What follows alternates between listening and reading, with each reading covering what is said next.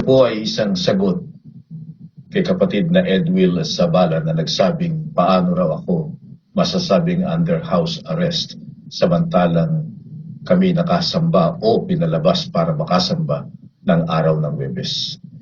Dapat ay unawain natin kung paano ito nagsimula. Nagsimula ito na kinuha yung aming mga passports at pagkaraan ng ilang araw ay sinugod ako ng sanggunian, kinuha ang aking cellphone, kinuha yung computer doon sa opisina at habang ginagawa nila yon ay kinuha rin ang CPU doon sa bahay. At pagkatapos ako'y pinagbilinan na wag akong lalabas, wag akong makikipag-usap kahit kanino at hindi dapat magkaroon ng komunikasyon kahit kanino. Ganon din ang ginawa nila sa aking anak at sa aking asawa. Hindi sila makalabas para bumili ng pagkain. Kaya kami ay nag-iisip, ano na kaya ang nangyayari sa labas? Paano kaya kung meron silang gagawing masama sa amin? Sapagkat may mga nagbabantay lagi at hindi nga kami makalalabas. Doon lang kami sa loob ng tahanan.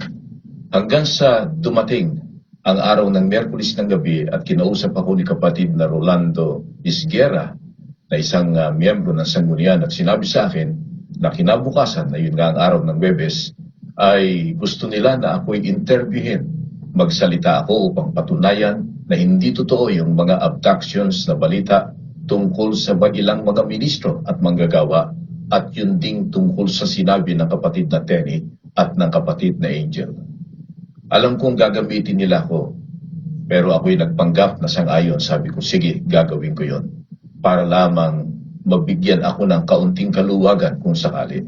Kaya buong magdamag ay sinisikap namin kung paano kami makakaalis. Pero lagi nandun sila, punong-puno ng bantay kasama yung mga ilang miyembro ng sanggunian.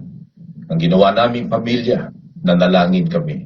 Humingi kami ng tulong sa Panginoong Diyos na kung meron siyang plano sa amin, tulungan niya na kami ay makatakas. At awa ng Diyos, pagdating ng kinaumahagahan ng Huwebes, bagamat mahigpit pa rin ang mga gwardya, ay kami ay lumabas at na-delayed nga kami. Sa halip na alas 5 kami makaalis, ay 5:30 kami nakaalis. Nagsuot kami ng kasuotang pagsamba. At doon nga ay sinabi ko, lumabas pa ako at sinabi ko dahil pinipigilan kami ng mga gwardya, may tinatawagan sila. At sinabi ko, mahuhuli na kami, mahuhuli na kami. Hindi ko alam kung sila'y nataranta o meron silang kausap o anuman. At kami ay nakalabas, binuksan nila yung isang bahagi ng gate. Kaya kami lumabas na. At nung mapansin namin na wala namang pang nakakasunod, sapagkat magang-maga ay tuloy-tuloy na kaming tumakas. Mga kapatid, maaaring nasa isipan ng iba, paano nangyari yun? Ang amin pong pananampalataya, yun ay gawa ng Diyos. Sapagkat alam namin may mga kapatid na gusto kaming tulungan. Alam po namin na hindi kami pababayaan ng mga kapatid na nakakakilala sa amin.